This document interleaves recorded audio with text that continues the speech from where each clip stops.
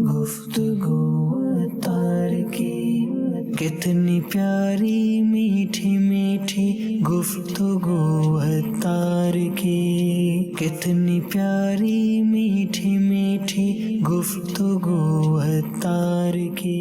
الحمدللہ رب العالمین والصلاة والسلام علی سید المرسلین اما بعد فاعوذ باللہ من الشیطان الرجیم بسم اللہ الرحمن الرحیم الصلاة والسلام علیک یا رسول اللہ وعلی آلک واصحابک یا حبیب اللہ الصلاة والسلام علیک یا نبی اللہ وعلی آلک واصحابک یا نور اللہ. رسالہ سیاہ درود السلام پیج نمبر 6 فرمان مصطفیٰ صلی اللہ تعالی علیہ وآلہ وسلم جس نے یہ کہا اللہم صلی علی محمد وانزلہ المقعد المقرب عندک یوم القیامہ، اس کے لیے میری شفاعت واجب ہو گئی.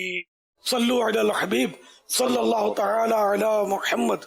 امیر علیہ سنت، کیا آپ کبھی بچوں کو لے کر کہیں فاتحہ خوانی میں گئے ہیں؟ میں شاہ فضل کالونی گیا تھا، کسی مریض تھے بیچارے، ان کے اس میں یا سلموں کا ختم ہوا تھا، تو میں گیا تھا. میری بچی بہت چھوٹی تھی اس وقت، رضا تو غالباً پیدا بھی نہیں ہوئے تھے، تو وہ بھی یا سلام وہ دانے پڑھنے لگی. تو بڑے ہوتے ہیں نا، بڑے بڑے بڑے ہوتے ہیں، اور روکا اس کو کہ ہے بچی.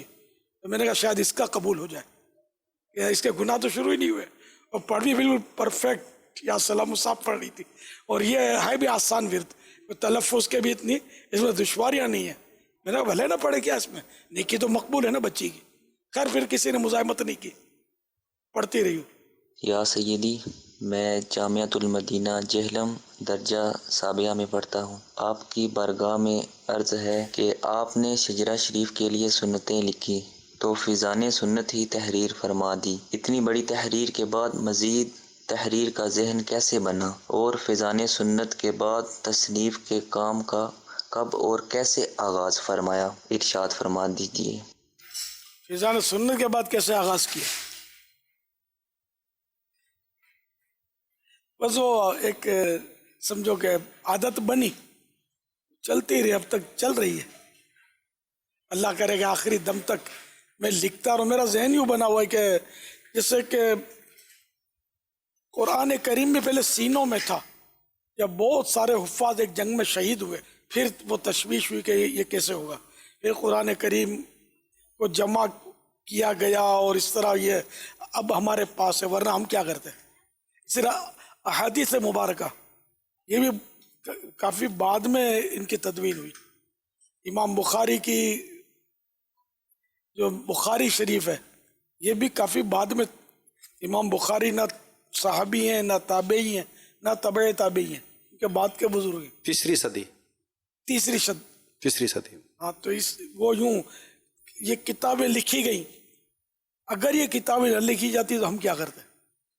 امام اعظم ابو حنیفہ رحمۃ اللہ تعالیٰ علیہ کے مذہب کو امام محمد نے لکھا، یہ محرر مذہب امام اعظم کہلاتے ہیں، جو آپ کے شاگرد رشید تھے. خیر، تو یوں کتاب حدیث کی بے شمار لکھی گئیں.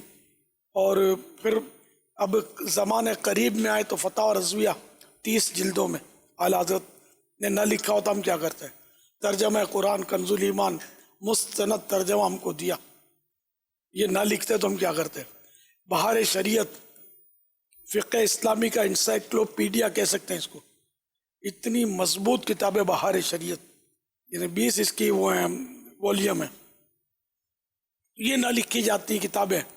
حنفی فقہ پر اتنی ضخیم کتاب اردو میں میرے علم میں نہیں ہے کسی نے لکھی ہو. تو یہ سب لکھ کر تشریف لے گئے دنیا میں، ثواب جاریہ ان کا چل رہا ہے.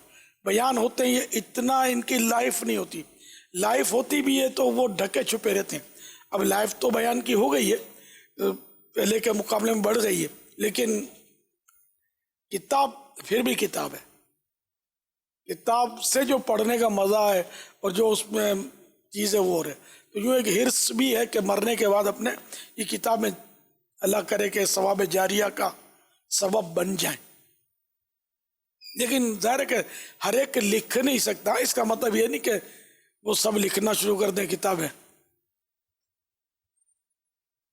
اس کا بھی یعنی کہ اتنا معلومات ہونی چاہیے, علم ہونا چاہیے. خیر میں تو علماء سے چیک بھی کرواتا ہوں, اور اس طرح مطلب یہ کہ کوشش رہتی ہے کہ کوئی شرعی غلطی نہ رہ جائے. لیکن بعض کتابیں کیا, کئی کتابیں ایسی ہوتی ہیں کہ جن میں شرعی غلطیاں بھی ہوتی ہیں کہ وہ اتنا کیئر نہیں کرتے, وہ لکھتے چلے جاتے ہیں. جیسے ایسو ہی کے بارے میں اعلیٰ حضرت نے فرمایا کہ جسے 2 حرف اردو کے الٹے سیدھے لکھنا آ گئے وہ مصنف اور محقق اور مجتہد بن بیٹھا. صلو علی الحبیب صلی اللہ تعالی علی محمد. آپ کا جب بھی تحریری کوئی رسالہ یا کتاب آتی ہے اس کو وقت بہت لگتا ہے, تو یہ جو وقت لگتا ہے تو کیا آپ کے تحریر کے یا کتاب لانے کے یا رسالہ لانے کے کوئی ایسے پروسیجر آپ نے بنائے ہوئے ہیں کہ وہ آتے آتے اس کو وقت لگ جاتا ہے؟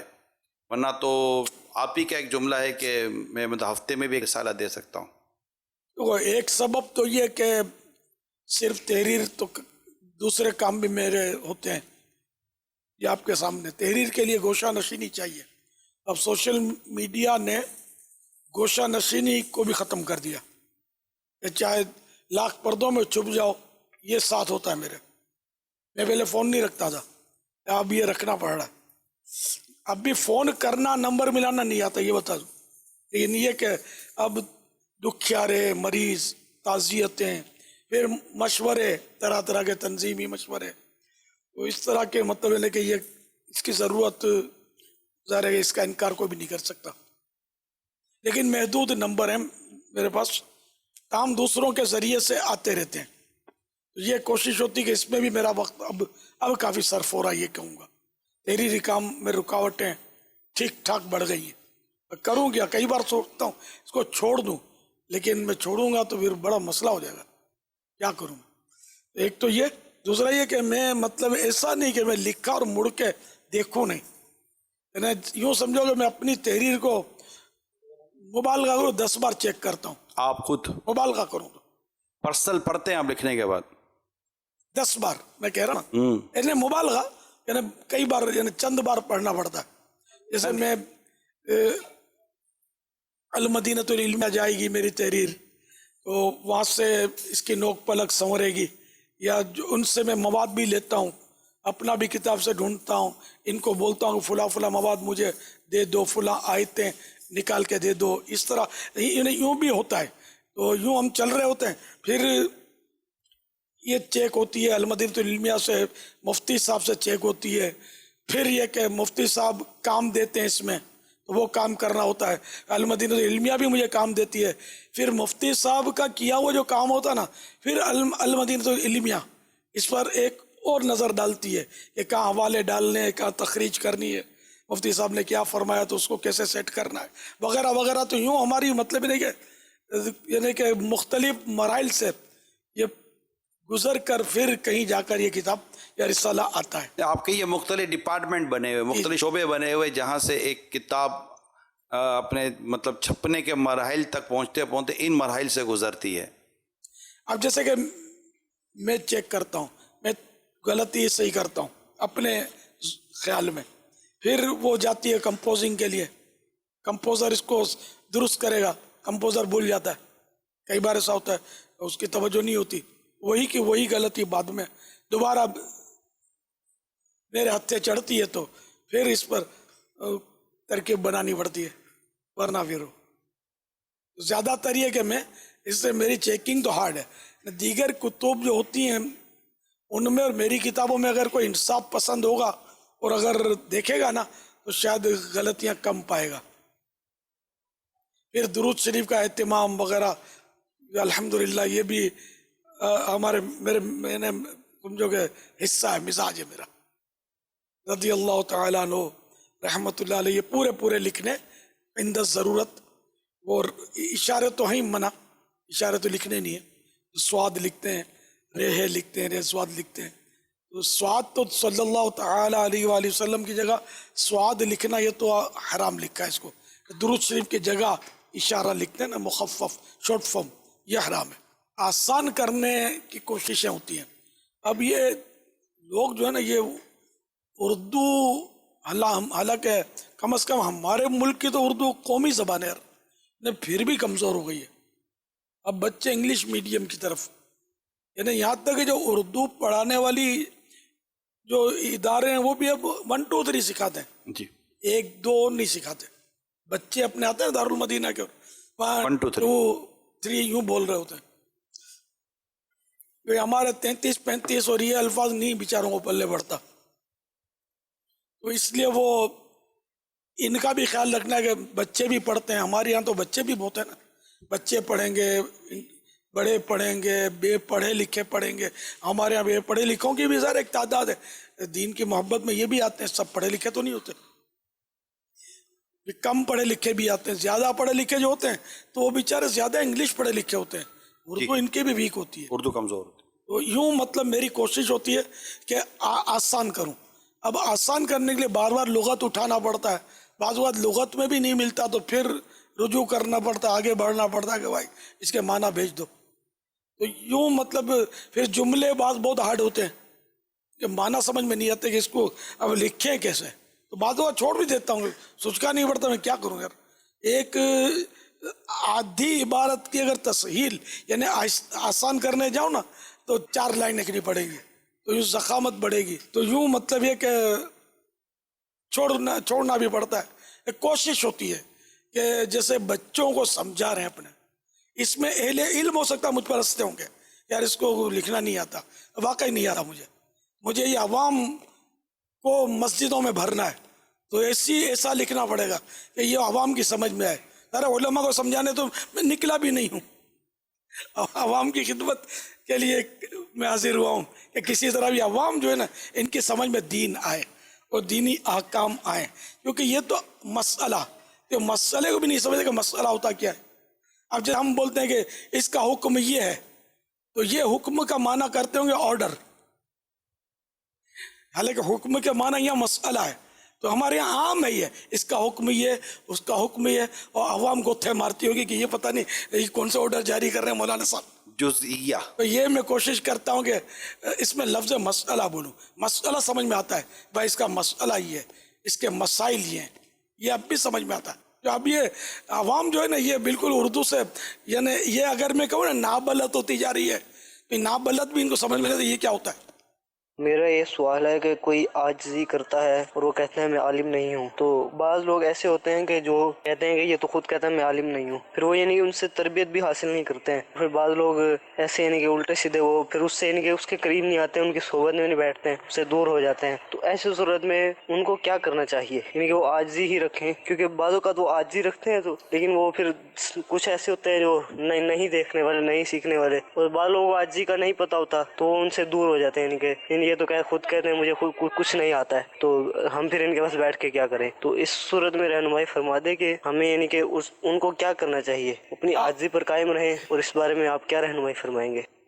آپ ایک لسٹ مجھے دے دیں، تعداد ایسے کتنے مطلب نادان ہیں آپ کی توجہ میں، آپ کی لسٹ میں، کہ جنہوں نے ایک عالم دین جس کا علم کے چشمے لہرا رہے ہوں اور وہ کہے کہ میں بے علم ہوں، اور اس کو وہ مطلب بے علم سمجھ کر اس سے دور ہو گیا ہو.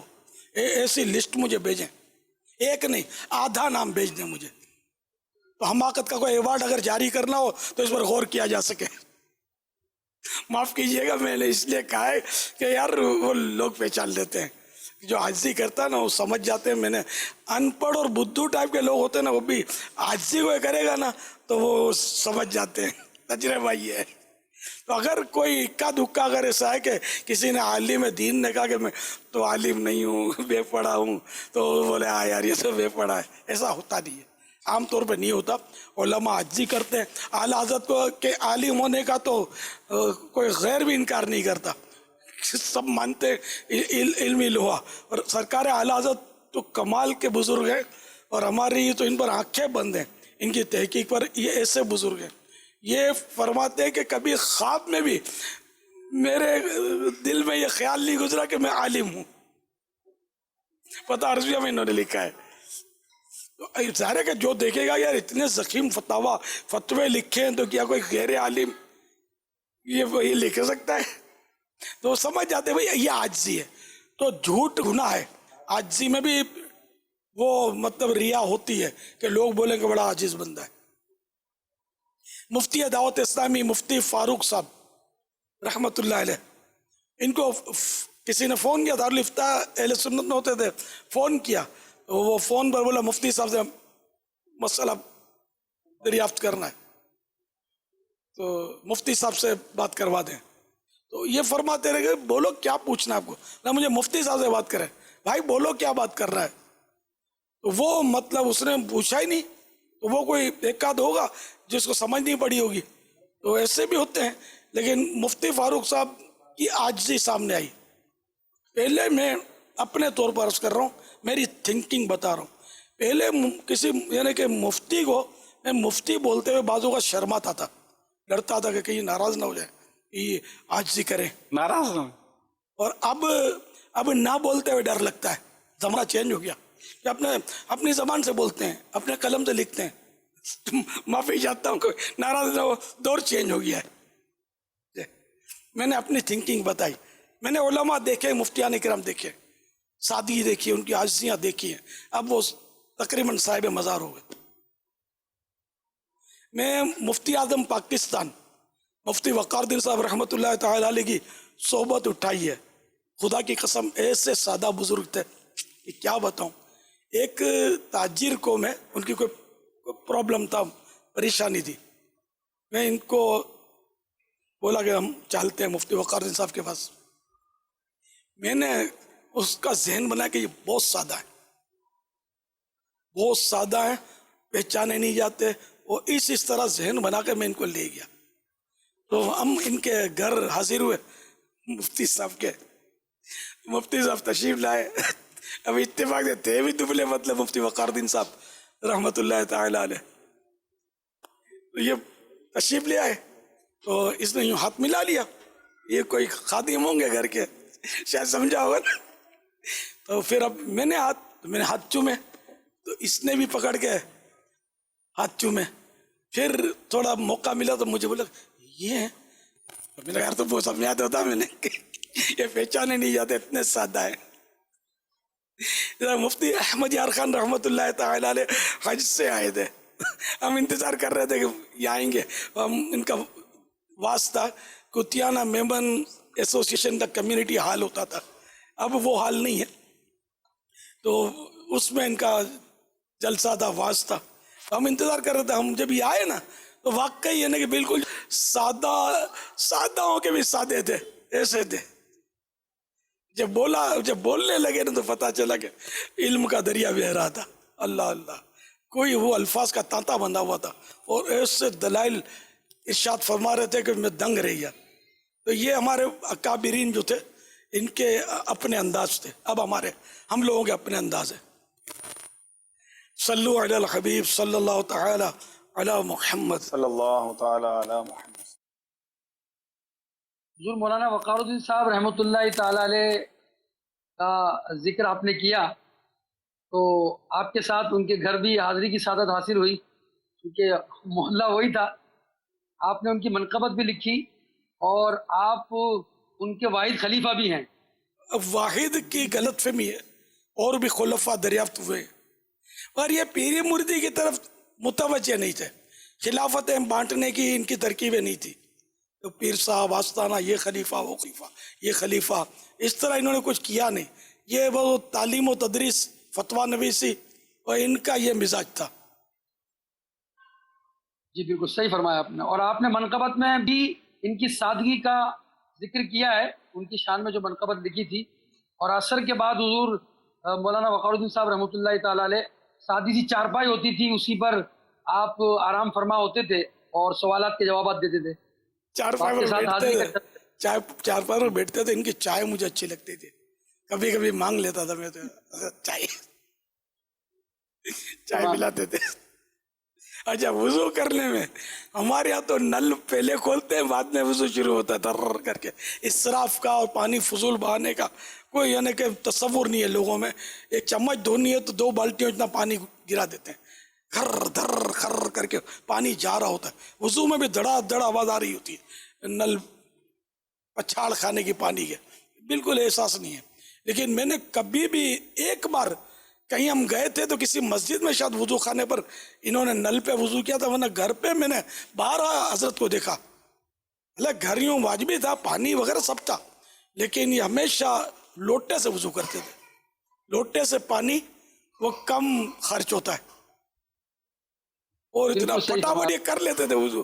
یوں انگوٹھا رکھتے تھے اس کی ٹوٹی پر جو لوٹے کی ہوتی ہے اور یوں کر کے کرتے تھے، کا ہاتھ بھر جاتا، دھو لیتے تھے. اپنے سے نہیں دھلتا، یہ دھو لیتے رہے. اور ماشاءاللہ وضو اس سے کرتے تھے اور بڑے سادے تھے، بہت سادہ مزاج تھے الحمدللہ. اب کہاں ہے ایسے اسلاف ہمارے، بس جو چلے گئے. اب بعد میں کوئی سے اب ہوں گے بھر، لیکن نظر نہیں آ رہے. صلو علی الحبیب صلی اللہ تعالی علی محمد. یہ کرتا ہے، کرتا امیر اہل سنت کا ہے. یہ بھی مجھے تقریباً 20 سال سے تو ظاہر ہی ہوئے ہوں گے. ابھی چند روز پہلے جب اس کو کھول کر میں نے جب دیکھا تو اس میں خوشبو آ رہی تھی. الحمدللہ یہ بھی سلامت ہے. اور ایک عطر کی شیشی بھی ہے. یہ عطر کی شیشی ہے، یہ ایک تسبیح ہے، ایک عطر کی شیشی چھوٹے والی ہے، اور کچھ ذرات ہے وغیرہ. تو یہ بھی میں نے امیر اہل سنت کے ہی بیگ میں سے نکلا، اور بھی مطلب ہم لوگ لیتے رہتے تھے اس طرح سے. الحمدللہ یہ وہ بوتل ہے جو ساتھ میں تھی امیر اہل سنت کے، پانی پینے کے لیے، بوتل پانی پینے کے لیے. اس پر بھی گولیاں چلی تھی، یہ نشان نظر آ رہے. تو یہ بتایا گیا تھا اس وقت مجھے امیر اہل سنت کے ساتھ جو بھی تھے. اور پھر مجھے جب یہ مطلب عطا کیا گیا تھا امیر اہل سنت کی طرف سے، تو یہ بتایا گیا تھا مجھے. تو یہ بوتل اور یہ میرے پاس میں تورک کے طور پہ پھر میں نے اس کو رکھ دیا تھا. انشاءاللہ یہ میرے پاس بہت صحیح میں نے رکھنے کی کوشش کی. حاجی غلام یاسین کیا بیگ بھی ہے، یہ بیگ بھی آپ کے استعمال کا ان کے پاس ہے، غالباً یہ بیگ بھی آپ کے استعمال والا ہے. حاجی غلام یاسین اس میں بھی گولی لگی ہوئی ہے. یہ شاید وہ سامان ہے. جی جی. یہ کون سی گولی ہے؟ یہ کب گولیاں؟ جب آپ ایئرپورٹ، امیر سنت لاہور سے ایئرپورٹ کے لیے ان کا سامان جو گاڑی میں رکھا گیا تھا نا، تو وہ جو گاڑی پر جو فائرنگ ہوئی تھی، تو وہ جو گولیاں تھیں وہ بیگ سے آر پار بھی ہوئی تھی. 2 اسلام بھائی شہید ہوئے تھے. 2 اسلام بھائی شہید ہوئے تھے اس میں. سجاد و احد. میں اس گاڑی میں موجود نہیں تھا. جی 25 رجب المرجب. آپ مطلب تھوڑا لیٹ ہو گئے تھے تو بورڈنگ کے لیے ان کو آگے بھیجنے کی ترکیب بن گئی تھی کہ یہ آگے جا کر سامان وغیرہ جمع کرا کر بورڈنگ کارڈ لے لیں. ہائے اب بیچاروں کا وقت، دونوں جوان تھے، کما رہے تھے. اللہ کریم کری کے رحمت فرمائے. ماشاءاللہ جی غلام یاسین نے یہ بڑی دیوانگی تو ان کی یادگار چیزیں سنبھال کر رکھی. دیوانگی تو ہند کے مسلمانوں کی دیوانگی بھی یار میں نے دیکھی ہے نا ماشاءاللہ. اچھا یہ ایک بات پر بات چلی، کئیوں کے لیے شاید نئی بات ہوگی، کہ یہ جو 2 اسلام بھائی شہید ہوئے تو اس وقت یہ جو فائرنگ کی جو آوازیں تھیں وہ بھی آپ جہاں تھے کیا وہاں بھی فائرنگ کی آوازیں آئی تھیں؟ فائرنگ ہوئی، گاڑی آگ کے شعلوں کی لپیٹ میں تھی، اور میں ایک دم نیچے سیڑھی کی طرف لپکا. یعنی جب فائر ہوا تھا تب آپ گھر کے اندر تھے؟ گھر کے اندر تھا. اچھا. تو میں سیڑھی کی طرف لپکا. یہ میری غلطی تھی، مجھے ایسے حالات میں نکلنا نہیں چاہیے. مجھے یاد پڑتا کہ وہ فائرنگ، ہاں میں نے فائرنگ جبھی تو میں لپکا سیڑھی کی طرف، تو گھر کا ایک بچہ مجھے سیڑھی پر بھاگتا ہوا اوپر آ رہا تھا. اس نے کہا کہ وہ سجاد کو گولی لگ گئی. اس طرح وہ سجاد تھے نا، حاجی یافور کے بھائی، اور احد رضا وہ ایک اور عیسائی بھائی تھے. تو یہ تو پھر بھی میں نیچے آ گیا سیڑھی اتر کر گلی میں. ہمارا کمپاؤنڈ تھا، اس میں ایک عمارت تھی، وہ حاجی خالد کا مکان تھا. تو یہ کہ اتنے میں ایک آدمی آیا، اس نے ٹوپی، جالی والی ٹوپی پہنی تھی، اور بڑا ہے نا اطمینان سے یوں کر کے جیسے نہیں وہ ٹہلتا ہوا. کس کو گولی لگ گئی؟ حاجی یافور میرے ساتھ اس وقت موجود تھے. یہ ہوشیار، کس مولانا کو گولی لگ گئی؟ ہاں یہ میرا خیال سوال تھا اس کا. تو حاجی یافور ہوشیار تھے، اور انہوں نے اس کو کچھ باتوں میں شاید لگایا. اور مجھے حاجی رفیق میرے ساتھ تھے, یاد پڑتا ہے مجھے. انہوں نے کہا کہ آپ فوراً بھاگ جاؤ اوپر چلے جاؤ. تو میں وہ سیڑھی چڑھ گیا. پھر پتا چلا یہ دشمن کا آدمی تھا, یہ پیچھے رہ گیا تھا, کنفرم کرنے کے لیے آیا تھا یہ کہ ٹارگیٹ کمپلیٹ ہوا یا نہیں. اس کو سوچکا نہیں پڑا, اس نے آگے کال دے دی. جا کر قریب پتا چلا بوتھ پر اس نے فون بھی کیا کہ اپنا ٹارگیٹ جو تھا وہ صحیح ہو گیا, وہ الیاس مارا گیا ہے. اس طرح وہ غلط فہمی تھی. الحمدللہ میں ابھی تک تو ہوں, میرا وقت تو پورا نہیں ہوا تھا اس وقت, تو یہ میں اس وقت تو بال بچ گیا, ورنہ وہ شاید فائر کر دیتا. اللہ نے بچا لیا. اس کو سوچ کا ہی نہیں پڑا کہ ہمارا شکار یہ ہے. ہو سکتا ہے میری وہ لباس ہی میرے کو ایک ذریعہ بن گیا, اور سادہ لباس. میں اگر ٹپ ٹاپ میں ہوتا تو مولانا ٹپ ٹاپ میں بعض وقت پہچانے جاتے. تو یوں بس میں بچ کر نکلنے میں اللہ کی رحمت سے کامیاب ہو گیا. پھر اس کے بعد آپ فوراً کراچی آ گئے تھے؟ پھر آپ پولیس بھی آ گئی, پولیس آ گئی, اور اب ظاہر ہے کہ وہ تو جو ہونا تھا وہ ہو چکا تھا. تو پولیس نے مجھے ایئرپورٹ پر پہنچایا. اور حاجی یافور کی محبت اس وقت اٹھ سامنے آئی میرے. حاجی یافور ان کو پولیس والوں کو تاکید کر رہے تھے کہ اس کا خیال رکھو, تم کو پتہ نہیں ہے کہ یہ کون ہے وغیرہ وغیرہ. وہ اپنے حساب سے بتا رہے تھے کہ یہ اس کو بس محفوظ کر کے پہنچانا ہے. اپنے بھائی کا ان کو پڑی بھی نہیں تھی, چھوٹے بھائی کی. تو خیر وہ پولیس لے گئی مجھے, ایئرپورٹ کے اندر بھی آئے پولیس والے, اور ہمارا وہ آف لوڈ ہو گیا تھا, کیا بولتے ہیں وہ ہوائی جہاز جو تھا وہ ٹائم ختم ہو گیا تھا. تو آف لوڈ سامان باہر نکال دیتے ہیں شاید, ایسا کوئی نہیں کہ وہ ٹائم ختم ہو گیا تھا. تو وہ ڈی ایس پی ساتھ تھا میرے, تو اس نے بیچارے نے کوشش کی کہ مجھے بٹھا دے, لیکن وہ نہیں مانے. اب ایئرپورٹ والے ہوائی جہاز تو مجھے لیے بھی اگر اڑ گیا تو پھر ہم وہیں رہے, اور کوئی دوسرا فلائٹ راتوں رات پکڑ کے پھر ہم کراچی آ گیا میں. تو کراچی میں وہ دو میرا خیال ہے موبائل لینے آئی تھی مجھے. پھر وہ کوئی سائیں بھائی آ گئے کہ وہ فلاں کی طبیعت خراب ہے اور آپ کو یاد کر رہا ہے وغیرہ وغیرہ, اس کو دم کر دو. تو میں تو اس کے ساتھ چلا گیا. پیچھے سے موبائل ہے پولیس والوں کی, فرار ہو گئی, صحیح بولتا ہوں, وہ چلی گئی مجھے یوں چھوڑ کر, سمجھے. تو پھر بہرحال یہ کہ اللہ نے بچا لیا مجھے, اور میں گھر پہنچ گیا. پھر میں نے 4-5 نمازیں مسجد میں جا کر اسی طرح با جماعت ادا کی فیضان مدینہ میں. پھر وہ باپو شریف اور دیگر ذمہ داران رات کو آئے میرے پاس, الیاس تو نے لگا کیا رکھا ہے یار, ابھی بھی سمجھ نہیں پڑی. اب تم گھر پہ بیٹھو, نمازیں گھر پہ پڑھو, تمہاری جان کو خطرہ ہے. تو یوں مطلب یہ ترکیب بنی. ہاں, یہ غالباً ہمارے جو دونوں اسلام شہید ہوئے تھے سجاد اور احد, یہ غالباً ان کے مناظر ہیں. یہ سجاد قادری ہیں, یا حاجی یافور کے بھائی ہیں, اللہ ان کو گری کے رحمت فرمائے. اور وہ احد تھے, احد رضا شاید ڈرائیو کر رہے تھے, اور سجاد میری سیٹ پر تھے. تو سجاد چونکہ وہ جاندار تھے, تو ان کو مطلب وہ دشمن سمجھا کہ یہی ہمارا شکار ہے. اب چہرہ بھی دیکھو نا چمکدار, اور تو وہ یہ سمجھے کہ یہ ہے. وہ سڑک اندھیری تھی بابا, اس پر بیچارے پر پورا بسٹ کھول دیا. یہ تو آ کر کے شہید ہو گئے. اور احد رضا کے دل میں گردے میں شاید گولی لگ گئی, 2 گولیاں میرا خیال ان کو لگی.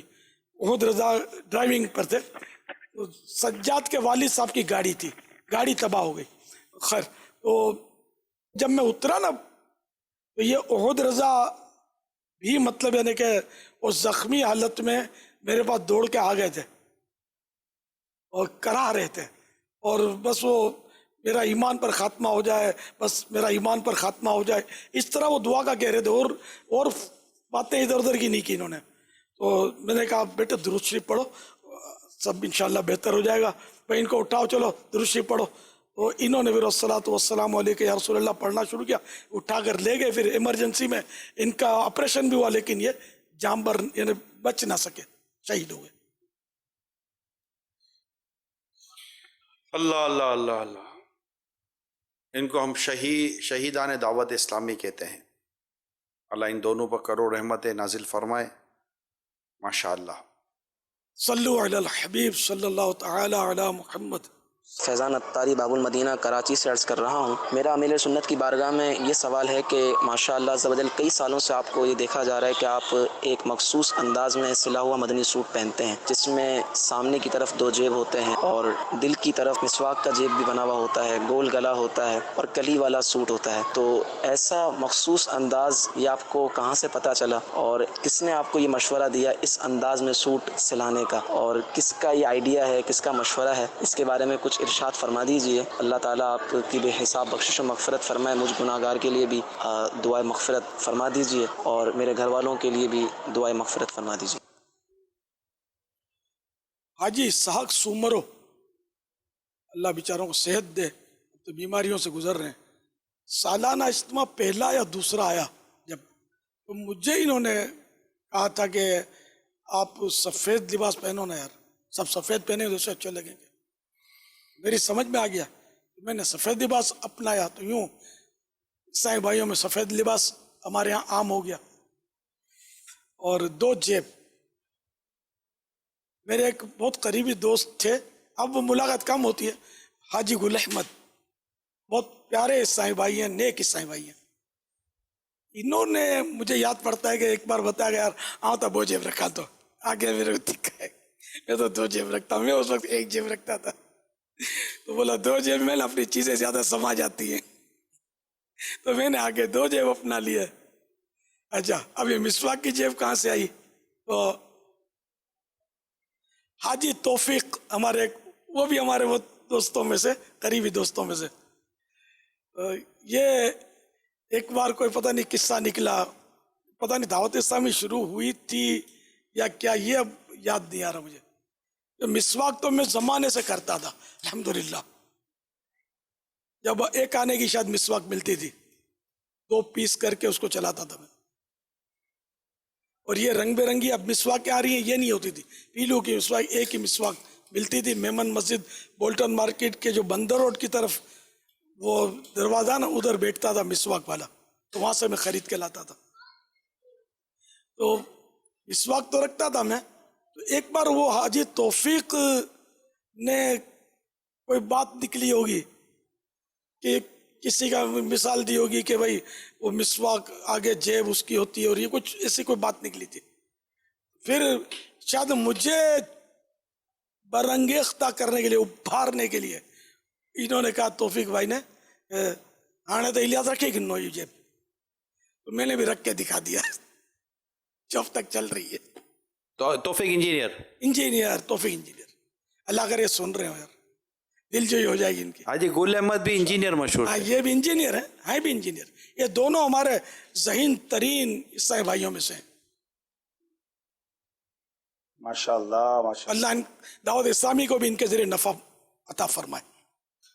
अब अपने अपने कामों में मसरूफ हैं यार, बाल बच्चे वाले हो गए, उम्रें बड़ी हो गई। हाजी गुल अहमद अपने पिछले दिनों आए भी थे आपके पास हाजी गुल अहमद साहब? हाजी गुल अहमद से कभी बच्चों के साथ आए थे, बहुत कम। हाँ, मतलब मुलाकात। हाजी तौफीक को बरसों से नहीं देखा। और भी आपके पुराने तौफीक करके दोस्त थे, और आप काफी पुराने। जुबैर भाई थे, हाजी जुबैर वाहिद थे, ये हमारे बहुत करीबी दोस्तों में से।